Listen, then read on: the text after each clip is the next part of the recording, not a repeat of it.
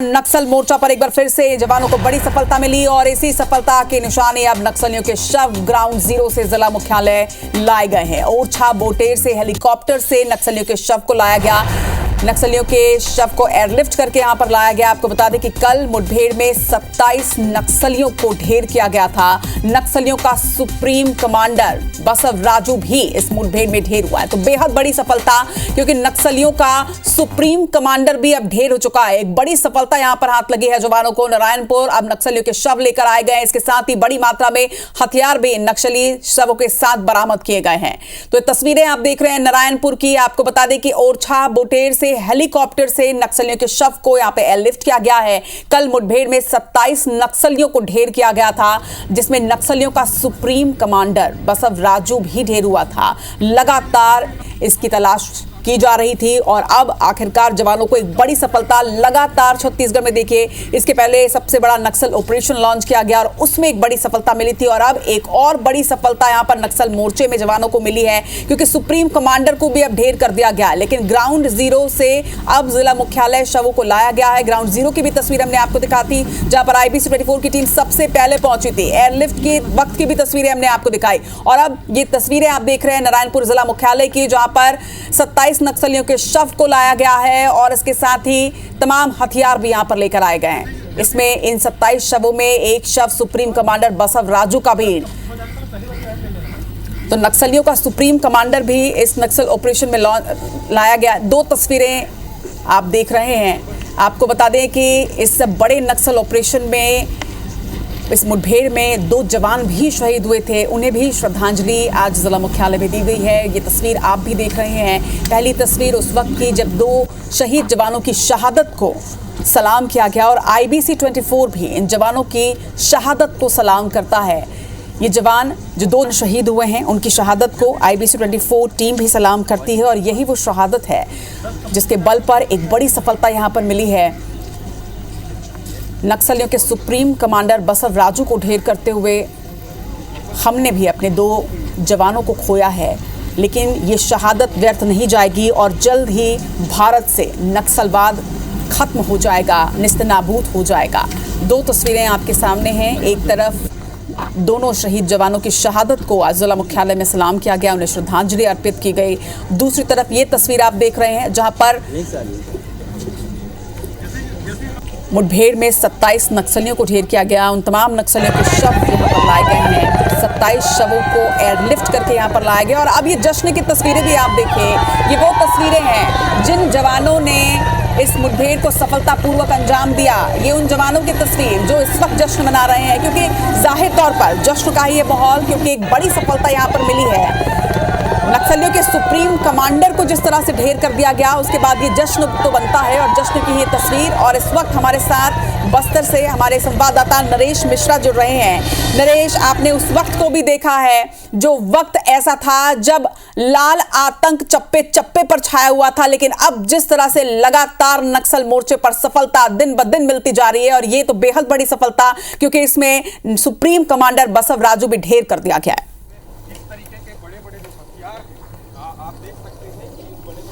जी हाँ, बिल्कुल। ये अपने आप में ऐतिहासिक सफलता है इस मायने में, क्योंकि केंद्रीय गृह मंत्री लगातार ये कह रहे थे कि सशस्त्र माओवादियों को आत्मसमर्पण कर देना चाहिए। ये जंग उनके लिए आसान नहीं रहेगी और आने वाले समय में इसको लेकर के सरकार सख्त कार्रवाई करेगी। जो भी शस्त्र लेकर इस तरह से ऑपरेशन करता है, तो एक दशकों पुराना ऑपरेशन 16 राज्यों में इसकी मौजूदगी आज भी है इनके राजनीतिक संगठन की। उसका शीर्ष कमांडर, देश का शीर्ष कमांडर मारा जाता है, तो स्वाभाविक तौर पर आप समझ सकते हैं कि कितनी बड़ी उपलब्धि। और ये बसव राजू का जो शरीर है वो इस वक्त मुठभेड़ के बाद पुलिस लाइन में लाया गया है और ये ठीक सामने आप देख सकते हैं कि ये बसव राजू है, जिसकी तलाश सालों से थी और 30 सालों तक सिर्फ एक फोटो थी जिस वक्त वो स्नातक था श्रीकाकुलम में। उस वक्त की तस्वीर केवल पुलिस के पास थी और इन 30 सालों में उसका एक प्रॉपर रिकॉर्ड पुलिस के पास उपलब्ध नहीं था। 2018 में इनको महासचिव की जिम्मेदारी दी गई संगठन में और उसके बाद से बसव राजू शीर्ष कमांडर था और लगातार कई बड़ी घटनाओं में शामिल रहा, चाहे आंध्र प्रदेश के मुख्यमंत्री चंद्रबाबू नायडू पर हमला करना हो, उनकी जान लेने की कोशिश करनी हो, ऐसे कई बड़े ऑपरेशंस देश भर में अंजाम दिए गए थे। तो आप समझिए कि ये अब तक के जितने भी ऑपरेशन किए गए हैं माओवादियों के खिलाफ देश में, उसका सबसे बड़ा ऑपरेशन है। और ख़ास बात ये कि इसको अंजाम देने वाली जो टीमें थीं वो DRG की टीमें थीं, यानी डिस्ट्रिक्ट रिजर्व गार्ड्स की टीमें थीं। बस्तर के अलग अलग जिलों में जो दशकों से नक्सलवाद से प्रभावित रही हैं, वहीं पर इन खास गार्ड्स को ट्रेंड करके तैयार किया गया था नक्सलवाद के खात्मे के लिए। और उन्हीं कमांडर्स ने देश के शीर्ष माओवादी कमांडर को उसके सुरक्षा दस्ते के साथ ढेर किया है। कुल 27 जो शव हैं वो मौके से घटना के बाद बरामद किए गए हैं।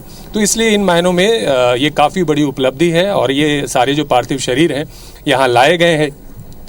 और जो सुरक्षा दस्ते का जो कमांडर था टीपू, ये इनको प्रोटेक्ट करता था, वो उसकी भी इस घटनाक्रम के दौरान मौत हुई है, मुठभेड़ के दौरान, और काफ़ी बड़ी तादाद में हथियार बरामद हुए हैं। मैं आपको बता दूं कि देखिए ये जो जवान वहाँ पर ऑपरेट कर रहे थे, जब उन्हें मालूम चला कि आखिरकार इस मुठभेड़ में बसव राजू मारा गया है, उसकी शिनाख्त हुई, तो उनका ये जोश नियंत्रित नहीं रह सका और उस ऑपरेशन के बाद वो नाचते गाते दिखाई दे रहे थे, जिसकी तस्वीरें हम लगातार दिखा रहे हैं। तो आप ये समझ सकते हैं कि कितनी बड़ी उपलब्धि है। और ये वो हथियार भी हैं जो बरामद किए गए हैं, जिसमें कंट्री मेड हथियार के साथ साथ AK-47 SLR जैसे हथियार भी शामिल है। ये जो AK-47 आप सामने देख रहे हैं, ये AK-47 बसव राजू खुद लेकर चलता था। उम्र काफ़ी ज़्यादा थी, लिहाजा बहुत ज़्यादा भागने का मौका नहीं मिला। बीजापुर से जो DRG की टीम थी, सबसे पहली मुठभेड़ उनके साथ हुई 20 मई को, और 20 मई के बाद जिस कैंप पर हमला हुआ, कैंप से निकलकर ये लोग पहाड़ी की तरफ भागे, और उसके बाद 21 मई को आखिरकार जो नारायणपुर की पार्टी थी, जिसमें कंपनी नंबर 7 के भी सदस्य शामिल थे, जो आत्मसमर्पण करने के बाद एक तरह से मार्गदर्शक के तौर पर वहां गए हुए थे इस लोकेशंस के बारे में बताने के लिए, उससे पुलिस को काफ़ी फ़ायदा हुआ। और आखिरकार इस घेराबंदी में 3 से 4 घंटे की जो मुठभेड़ हुई, उसमें बसव राजू को मार गिराने में पुलिस कामयाब रही। तो एक बड़ी सफलता, 2 जवानों की शहादत हुई है, जिनको अंतिम सलाम देने खुद प्रदेश के DGP बस्तर रेंज IG और तमाम पुलिस अधिकारियों के साथ नारायणपुर के स्थानीय लोग भी मौजूद थे। नरेश, के सभी 27 शवों की शनाख्ती की प्रक्रिया पूरी हो चुकी है? जी हाँ, देखिए उन सब की शिनाख्ती की गई है। हालांकि उनके पद और बाकी नाम, उनके नाम की तो पहचान हो चुकी है, पर बाकी जो डिटेल्स हैं वो आनी बाकी हैं। लेकिन सबकी शिनाख्त कर ली गई है। ये सभी इसी क्षेत्र में सक्रिय थे और मुख्य रूप से जो कंपनी नंबर 7 का ग्रुप था, जो कि लगातार बसव राजू की सिक्योरिटी का ही काम करता था, उसके अधिकतम लोग इसमें से हैं। नरेश, जैसा हमने देखा बीते दिनों जिस तरह से करीगुट्टा की पहाड़ी में जो ऑपरेशन लॉन्च किया गया था, उसके बाद एक प्रेस कॉन्फ्रेंस किया गया था जिसमें तमाम ब्रीफ किया गया था, क्योंकि इस बार भी एक बड़ी सफलता यहां पर मिली है। तो क्या इसके बाद DRG की ओर से या जवानों की ओर से कोई प्रेस कॉन्फ्रेंस अरेंज की जाएगी जिसमें तमाम जानकारियां जो हैं वो साझा की जाए? जी हाँ, बिल्कुल। देखिए होगा ही, क्योंकि आप देखिए कि केंद्रीय गृह मंत्री ने सबसे पहले इसकी खबर को ट्वीट किया और कंफर्म किया कि देश का जो सबसे टॉप मोस्ट कमांडर है, केंद्रीय कमेटी का चीफ है, महासचिव है, उसकी मुठभेड़ में मौत हुई है। उसके बाद प्रधानमंत्री नरेंद्र मोदी ने भी उसे रिट्वीट किया, उनके ट्वीट को। ये सफलता कितनी बड़ी है आप समझ सकते हैं। पर क्योंकि ये पूरी ब्रीफिंग का जो सिस्टम है, नारायणपुर में बड़े अधिकारी पहुंच चुके हैं, यहाँ एक आरंभिक ब्रीफ होने के बाद संभावना ये जताई जा रही है कि कोई केंद्रीय स्तर से अधिकारी या फिर जो पॉलिटिकल कोई रिप्रेजेंटेशन होगा, जिसके जरिए इस पूरे घटनाक्रम की जानकारी तफसील से उपलब्ध कराई जा सकती है। आरंभिक तौर पर आप नारायणपुर में ये सारी डिटेल्स जो मारे गए हैं, उनकी शिनाख्ती, उनकी गतिविधियों और इससे जुड़ी जितनी भी जानकारियां हैं वो अभी उपलब्ध कराई जाएंगी।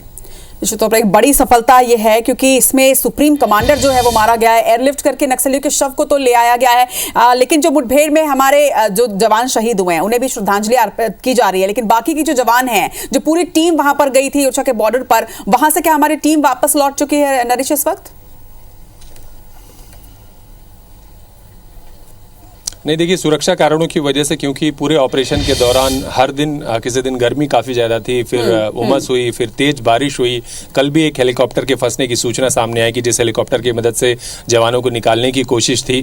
तो सुरक्षा कारणों से ये चीज़ें जाहिर नहीं की गई हैं, लेकिन अधिकतम पार्टियाँ अपने नज़दीकी कैंपों में पहुँच चुकी हैं और वहाँ से धीरे धीरे करके इन्हें अपने अपने जिला मुख्यालय पर भेजने की तैयारी की जा रही है। तो जो इंटरनल जो ऑपरेशंस की जितनी भी गतिविधियाँ थी संबंधित जगह पर, वो लगभग पूरी कर ली गई हैं और अब अब जो जवान हैं वो सुरक्षित तरीके से वापस लौटें, इसको लेकर खास जद्दोजहद की जा रही है, इसको लेकर सावधानी बरती जा रही है। क्योंकि ये जो पूरा क्षेत्र है, देखिए 40 जो नज़दीकी, अगर नारायणपुर से आप ओरछा कैंप देखेंगे तो वहाँ से भी 45 किलोमीटर दूर कठिन पहाड़ियों पर ये मुठभेड़ हुई है। तो वहाँ से 40 से 45 किलोमीटर तो आपको पैदल ही आना होता है, जिसमें कम से कम 5 घंटे का वक्त लग सकता है। और ऐसे में अगर रूट सैनिटाइज करना हो, आरओपी डालनी हो, तो इसके लिए एक बड़ा काम है। इस पूरी जगह पर 40 किलोमीटर की दूरी पर पहाड़ों पर कोई भी आरओपी, कोई नया कैंप उपलब्ध नहीं है। तो पूरी तरह से जवान अपनी जो ट्रेनिंग है उसके बदौलत ये सारी गतिविधियां कर कर वापस लौटते हैं। जो उनके पास क्षेत्र का इंटेलिजेंस है उसके आधार पर ये सुरक्षित वापस लौट पाते हैं। तो ये ऑपरेशन के बाद एक बड़ा ऑपरेशन ये भी होता है कि जवानों को सुरक्षित तरीके से वहां से बाहर निकाला जाए। जी, तमाम जानकारी के लिए बहुत शुक्रिया आपका नरेश। तो नरेश, हमारे संवाददाता इस वक्त जानकारी दे रहे थे। आपको बता दें कि अब एयरलिफ्ट करके इन 27 शवों को, नक्सलियों के शव को लाया गया और एक्सक्लूसिव तस्वीर हमने आपको दिखाई। वो एक्सक्लूसिव तस्वीर हमने ग्राउंड जीरो पर, वो हमने तस्वीर भी आपको दिखाई थी जिस जगह पर ये पूरी मुठभेड़ हुई। उसके बाद एयरलिफ्ट करने के दौरान की तस्वीरें भी आपने IBC 24 में एक्सक्लूसिव देखी। और ये तस्वीरें आप देखिए, ये वही 27 शव हैं जिन्हें एयरलिफ्ट करके लाया गया है। तमाम शवों को आप देख रहे हैं, बड़ी सफलता यहां पर हाथ लगी है। लेकिन इस बीच ये जो काले कलर में आप जो एक डेड बॉडी देख रहे हैं, ये नक्सल आतंक का वो दुर्दांत चेहरा है जिसकी तलाश लंबे वर्षों से की जा रही थी। लेकिन अब